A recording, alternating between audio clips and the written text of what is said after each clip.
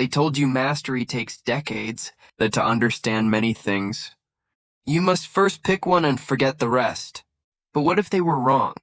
What if complexity isn't the enemy, but the natural state of a curious mind? Being a polymath isn't hard. Forgetting how to be one, that's what takes a lifetime. When you were a child, learning was effortless. You didn't study music or art or language. You absorbed them. Every color, every rhythm, every question was fuel. You weren't trying to master. You were trying to understand the world before it disappeared. And then school happened. You learned that curiosity had a price, that asking too many questions slowed the lesson, that being interested in everything meant you were unfocused. So you picked one box, called it a future, and learned to suffocate the rest. That's when polymaths died. Not in the brain, within the heart. The tragedy is that the polymath never truly disappears. They just get buried under the noise of specialization. Every time you feel that spark, to learn something outside your field, to paint, to code, to study psychology or history, that's your polymath trying to breathe again. But the system whispers, stay in your lane, because narrow people are predictable. They consume in patterns. They think in straight lines. They serve machines that reward repetition and punish originality. The polymath is dangerous not because he knows much, but because he connects what others keep separate. We live in an age that worships experts, people who know one thing deeply but rarely see how it connects to anything else. The surgeon who doesn't understand nutrition, the economist who doesn't understand psychology, the scientist who doesn't understand art. We mistake depth for completeness, but a hole in the ground is also deep. That doesn't mean it leads anywhere. Real mastery isn't narrow. It's integrated.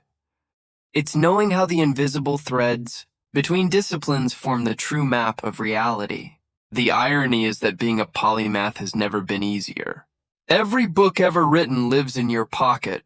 Every teacher, every lecture, every masterpiece. One click away. The hard part isn't access. It's permission. You've been trained to wait for it. We built a society that tells you you're allowed to be curious after you finish your degree, creative after you find stability, philosophical after you've achieved success. But by then, curiosity has calcified into comfort. The polymath dies quietly, convinced it's wisdom to stay in one lane. Here's the truth. Nobody tells you polymath isn't about mastering everything. It's about connecting everything you touch. It's pattern recognition at the scale of life. It's seeing the same rhythm in music and mathematics, the same psychology in politics and love. Genius isn't the ability to go deep. It's the courage to stay wide and still make sense. They say jack of all trades, master of none. But the full phrase, the one they cut out, was jack of all trades, master of none, but oftentimes better than master of one. That's the part they buried because a society, built on repetition, doesn't want you multidimensional. It wants you replaceable. So they made curiosity a disorder. They called versatility a lack of focus. And now the polymaths hide, working as generalists, artists, or people who never fit in. But what if not fitting in was the point? Being a polymath is easy because it's who you already are. The child who wanted to build, draw, play, write, explore. That was your natural state.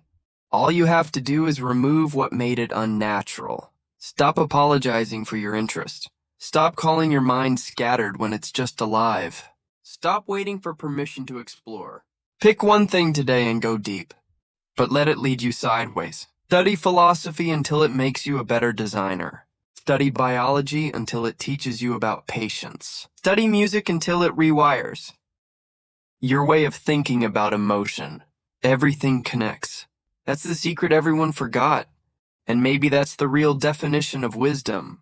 Not to know more, but to remember that nothing stands alone. The polymath doesn't chase success. He chases patterns, the invisible symmetry beneath chaos. He learns not to impress, but to integrate. And the more he learns, the quieter he becomes. Because once you see how everything connects, you stop needing to prove you belong anywhere. You just belong. Being a polymath isn't a privilege. It's a return to the mind. Before fear, before labels, before lanes. The question isn't, can you be one? It's, can you remember that you already were?